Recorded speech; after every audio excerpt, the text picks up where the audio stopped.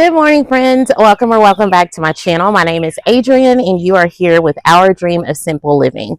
So, today we are going to be talking about two things: high intensity planting and square foot gardening, and kind of how I have combined the two to really plan out my garden this year and to make good use of my space.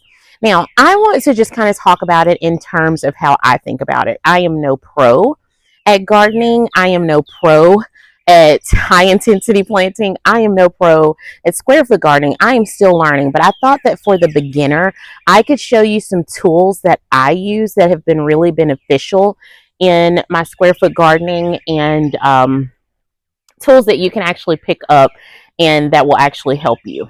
Now, when I first started hearing about high intensity planting, I just kind of threw caution to the wind and just started throwing things in the ground. I started overcrowding my crops. I started just kind of saying, oh, I'm just going to throw this here. I'm going to see if this works. And I really didn't understand the concept 100%. Now, I actually picked up a couple of tools that helped me and that really opened my mind. And honestly, I still didn't use those methods because I was just like, just seems overwhelming, seems like it's more than what I can do. But now, as a gardener, and I've been in this for a while, I really had to look at my garden this year because number one, we expanded our garden. And so I didn't want to expand our garden, spend that much money because it was not cheap, and then not have all the benefits of what this garden could actually give me. So let me show you those The tools. Square Foot Gardening book is such a great tool. And again, it's by Mel Bartholomew. And it's not just talking about planting things, it's really talking about making sure that you have good compost.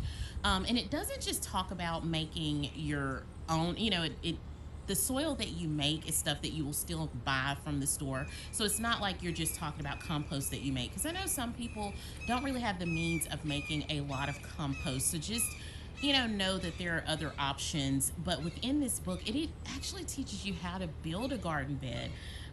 So you're gonna get a really good resource that you can use time and time again. And I am telling you, this changed my gardening journey. I didn't realize just how much I could put into one raised bed, with proper spacing, and how much food you could grow. And had I known this when I just had two 4x4 beds, it would have changed what we could, grow, what we could harvest, what we could preserve. So I definitely recommend this book, especially if you're beginning your gardening journey and if you just kind of need some tips and tricks into a way, that you can perfect your gardening. Now, I'm not saying that this is going to teach you every single thing, but I'm telling you, just about everything that I've needed to learn is right here in this book. So I have this linked in my Amazon shop. You take my advice, go and get this book, y'all. Now, another tool that I use, and I use this tool, oh my gosh, basically when I am planting every single thing in the garden. This tool has literally been everything to us. I can send my kids out to plant things, even though they were younger. Now, my kids are older now and they kind of know what, and how to plant some things. But I could send my kids out and they were basically able to use this and we would have perfect rows. Now, one of the things for me that I've struggled with is I kind of want my garden to look cute. Like, it's not going to be a perfect garden. But what I mean by that is, I wanted good rows in my garden. I didn't want things to just kind of look like they were thrown all over the place, especially when you're planting peas, beans, those type of things. You kind of want uniform spaces, or that's important to me. Every gardener is different, so that may not be important to the next gardener, but for me, after gardening for so many years, I felt like I just kind of wanted uniform spacing and uniform things in my garden. So what this does, and I actually forgot to bring out the sheet, I'll try to pop up a picture of it. This comes with a guide, and it actually tells you what to, like, which hole you use to plant what. So for instance, I believe the red hole is used for like beans. So if you look at this, you can get 2, 4, 6, 8, 10, 12, 14, 16 beans in 1 square foot. So this block is 1 square foot. Y'all, when I first started gardening, I would literally put maybe 2 or 3 beans in the ground, thinking that that was going to feed my family. Not until I started square foot gardening and high intensity growing, we'll talk about that too. By using this seeding square, did I realize just how much I could get in a garden space. Like, what was I thinking? Insanity. Now, I mentioned high intensity growing. If you look behind me where my carrots are at, we used high intensity growing. You don't have to just put 1 or 2 seeds of carrots in the ground. You can literally use this seeding square and it will tell you exactly where to put those carrots. Now, mind you, there are some seeds that we don't use this for. Lettuce, carrots, we just kind of make trenches and we actually go in and we will sometimes we thin them out. So that's another video for another time, but this really helps you to learn how to high intensity grow, so that again you can get the best bang for your buck. So let me show you where we've actually used this in the garden. All right, so I'm going to show you this patch of beans that we planted out, and then I'm going to show you a patch that we just planted out that's starting to come up. But I want you to see just how we use this and how uniformed these beans look, okay? So as you can see, we have these beans basically in a perfect row, like rows of beans. Now, you may see some spots that are empty. That's just because that particular bean plant didn't germinate, or we still have some that are kind of coming up. What we did was we used this seed starting square to actually put those beans in the ground. It just looks so much better, and look at how many we're able to get. I think that this may be about 1, 2, 3, 4, 5, 6, 7, 8, 9 square foot of beans, and this is in a 10-foot bed. It really makes a difference when you're using this seeding square, because you can really pack your crops into your beds, but you can also make sure that you are safely planting them with the right amount of space. All right, so over here, you'll see that we planted these beans. And y'all, we literally planted these beans, I think, last Thursday. And can you see how many are already coming up? I'm really shocked at how many are coming up, because these seeds had been in my stash for a while. But basically what we do is we take this seeding square, and I'm going to try to show you guys this one-handed. Now, I'm not going to push it down, but you push it down into the soil, and whatever that planting guide tells you to do, you're going to use that planting guide. So for instance, with our beans, I believe that our beans are either the red or the white square or circles. So if it's the red, whichever circle it is, you can put that many in that square foot.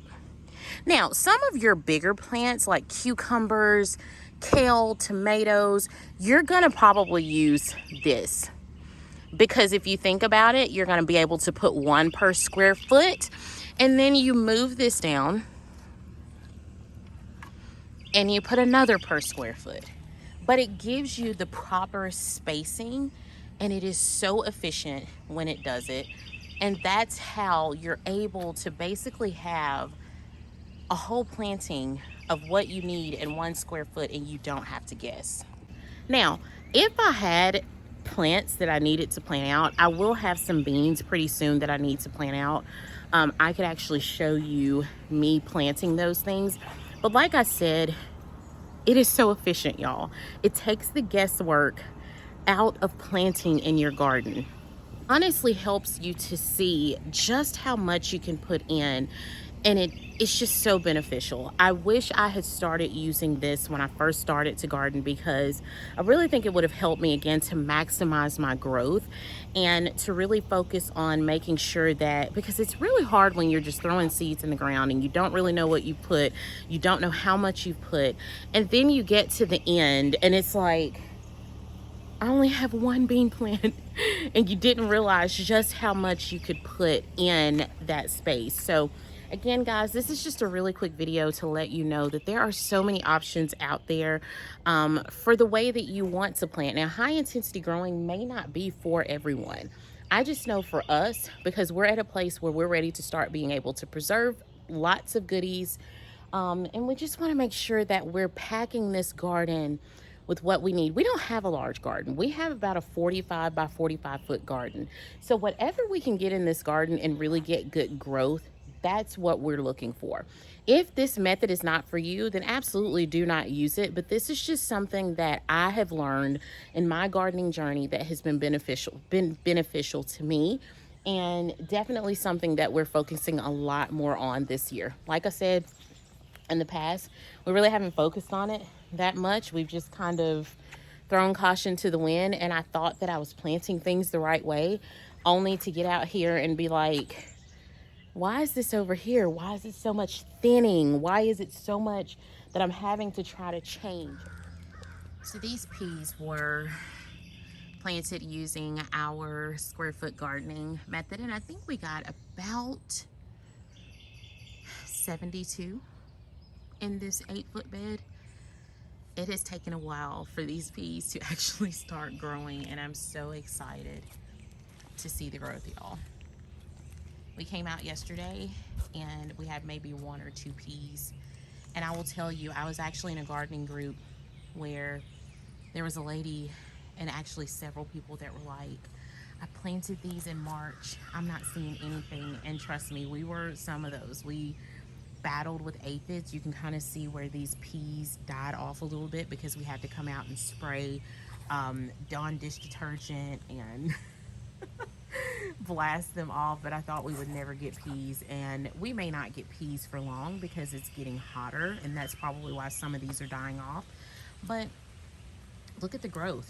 You can see yourself just how many peas are in here, and I cannot wait, y'all. Tomorrow morning we'll probably do a good harvest of a lot of our cool weather crops. We have some lettuce that we've really got to get out of the garden before it starts to go to seed. I have some that looks like it's going to seed. I'll probably go ahead and harvest just a little bit today to take in for dinner. I try not to harvest my lettuce and different things in the middle of the day, because to me it's bitter in the middle of the day. In the morning time it's a lot fresher. But it's raining all day, and so it's still really cool out here. But look at this growth, y'all. Now, we are not just overrun with peas. I kind of wish we were, because I love snow peas. I love to throw them in stir fries and different things. But I do think that next year we will most likely, instead of doing an 8-foot trellis, we'll probably do either 2 8-foot trellises like the one that we have back there of peas, or we'll do a full 16-foot. Now you can see over here we have some pea plants that we kind of put in late. These are for shelling peas. And we just bought these little black trellises from Dollar Tree, y'all. You do not have to garden expensively. You don't have to have a million cattle panels for every single thing in your garden. These things were $1.25 each, and they are just fine. Now, I don't know what else I would be able to trellis on these, but I think these are going to be great for our peas.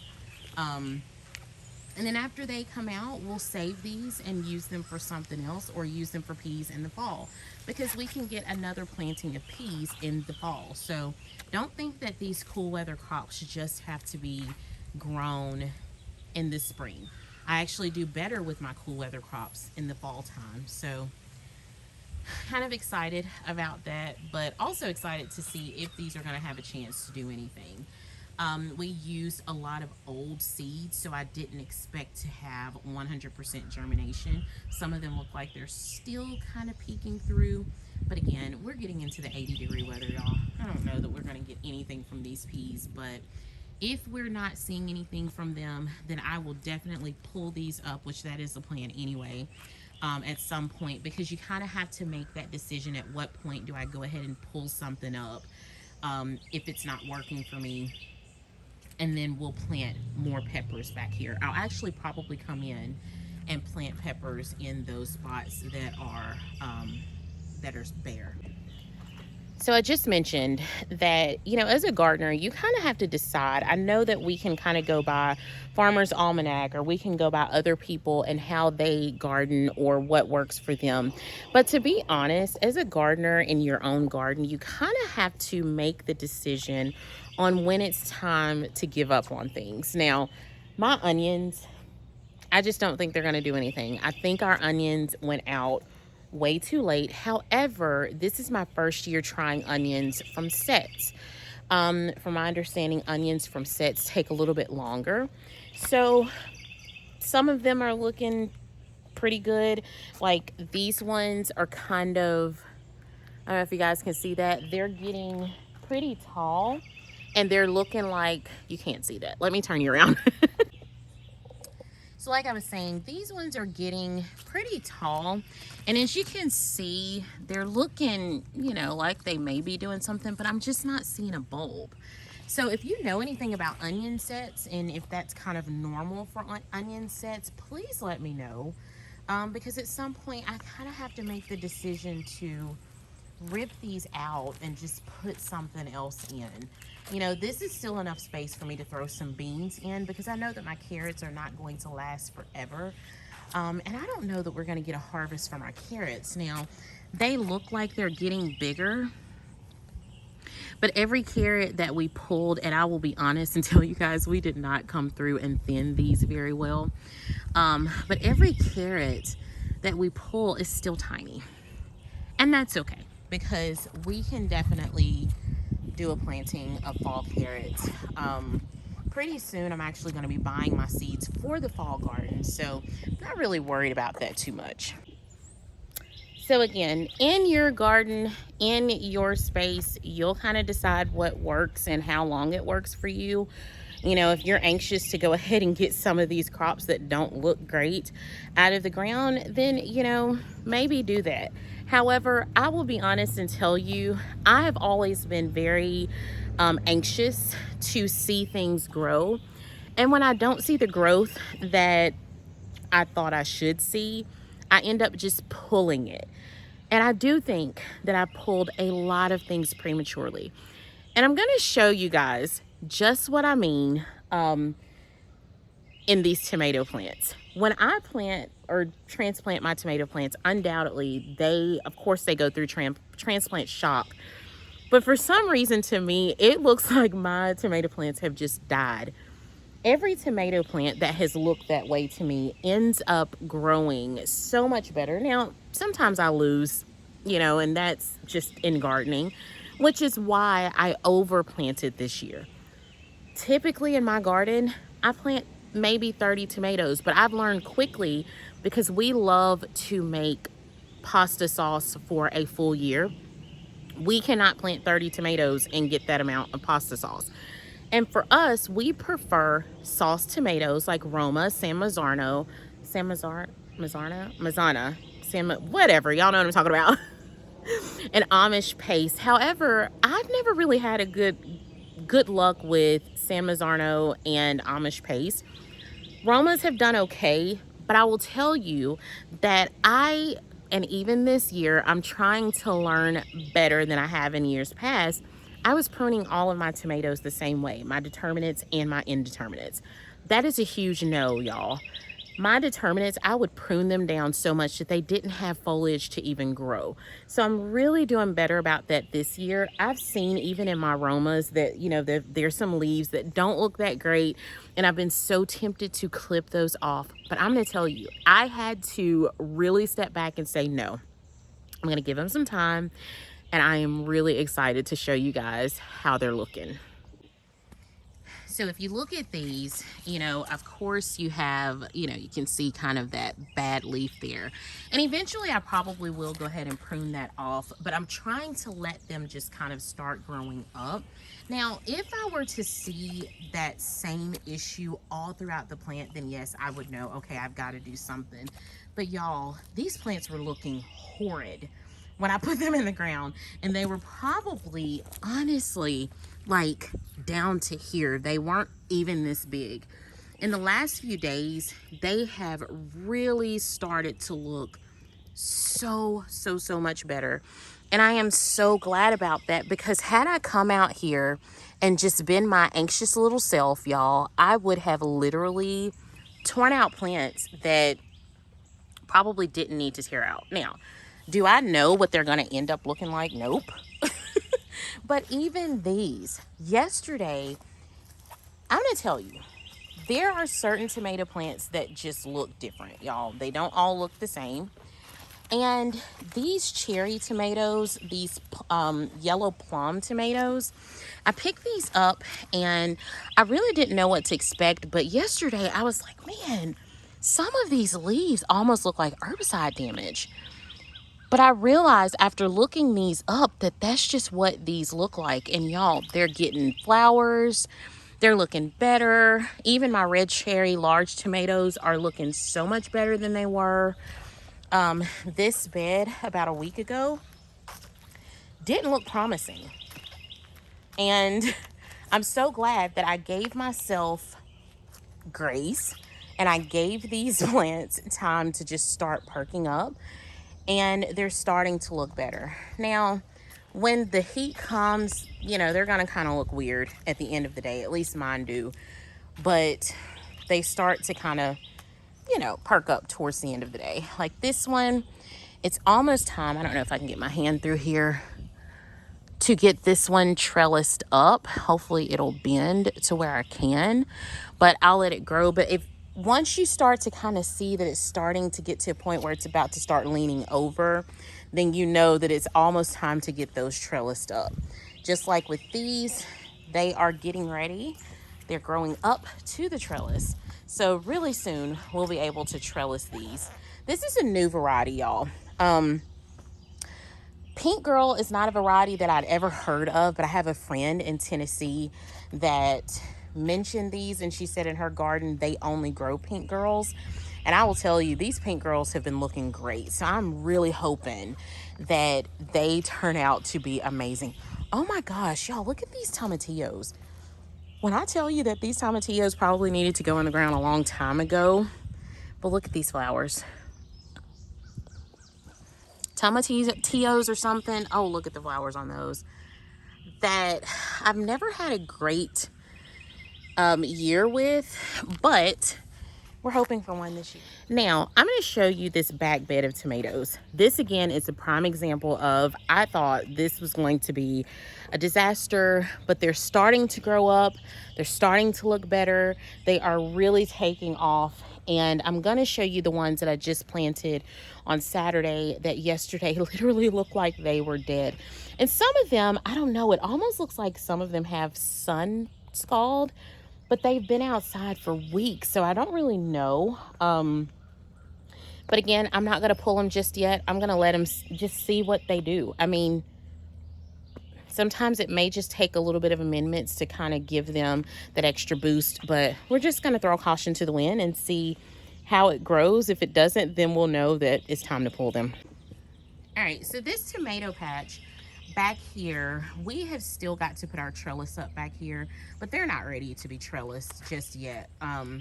But as you can see, these tomatoes are doing so good. They literally they were not like this a couple of days ago. They're really growing. They're looking so much better than they were, getting a lot of green growth. So I'm really excited about what could happen in this bed and just throughout the garden. Now, all through here, we're going to be planting tomatoes, or not tomatoes, peppers. I had planned to get out here and plant some peppers this morning, but it has been raining so hard. And because my peppers are out here, when I go to try to pull them out of the tray, they're actually coming apart. Like, you don't want to plant things super wet, like, you know what I'm saying, because if I mess with them, then all of the soil is going to come out, and it's not worth it. So I'll most likely do it in the morning. But these plants, these rooters, I planted out on Saturday. Yesterday they looked so dead, y'all. So wilted. And typically tomatoes do that. I don't know if that's like something that everyone deals with, but so, you know, had I just been like, oh my gosh, they're not going to do anything, which is something I've done in the past, I would have pulled them, and I could have been pulling them prematurely. Now, these two Roma tomatoes, I actually planted at the same time.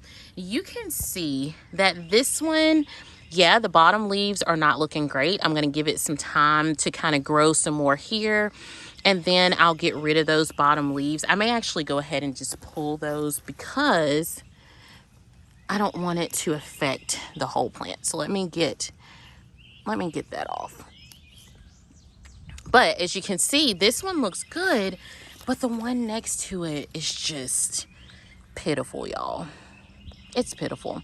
However, if that doesn't work out, because this is kind of another patch for my paste tomatoes, I didn't realize, or determinate is what I'm trying to say, because these are going to go in cages. I didn't realize that Ruker's tomatoes, and when I say Ruker's, this is what I'm talking about, because I may be saying it the wrong way. It may be Rutgers. Tomatoes were determinate. And so I was like, oh shoot, what am I going to do about these? Because I planted some up on the cattle panel, which is totally fine. But these can actually be caged. So I'm going to be caging these, and that'll be fine. So if that doesn't work, this one, we'll go ahead and pull it out. I have some more Rutgers or Rutgers tomatoes that I can pop in its place, and it'll be okay. It'll be fine. So again, just to kind of show you guys a few things in the garden. I know that this year it's a lot of kind of like garden tourish type things, which honestly is what we wait on, right? But I wanted to share, like I said, the square foot gardening with you guys. Oh, look at this. So this is a patch of turnips that we use the square foot gardening seed with, and y'all look at these. They may be a little too close, but look at those turnips. Now, I will tell you guys, I actually like my turnips small. We eat the greens and everything. So for me, even if they are a little close and they're small, I'm totally fine with that. However, they're kind of crowding out my parsley, and I don't know if that's a good thing or a bad thing. So I'm gonna have to come out here and harvest some of these greens, because we are getting new growth on the parsley, but some of them kind of look like they're dying, and we love parsley. So, but anyway, like I was saying, just kind of wanted to show you guys a little bit of our square foot gardening madness and why we use it. It's just so efficient, y'all. So if you are interested in that book, I'll have it linked in my Amazon shop, as well as the seeding square. Definitely get both, because you're going to see the benefits. I promise. You're going to see the change in your garden. I promise. It is so, so worth it. So anyway, guys, again, from our garden to yours, happy growing. Thank you so much for being here in the garden with me today. If you found this video beneficial, please consider giving it a thumbs up and consider subscribing. If this is the type of content that you enjoy seeing, we'll have a lot more of this coming. And then when it's time for us to start preserving things, we're going to bring you right along for it. So anyway, friends, I hope you have an amazing day on purpose, and I will talk to you soon. Bye, y'all.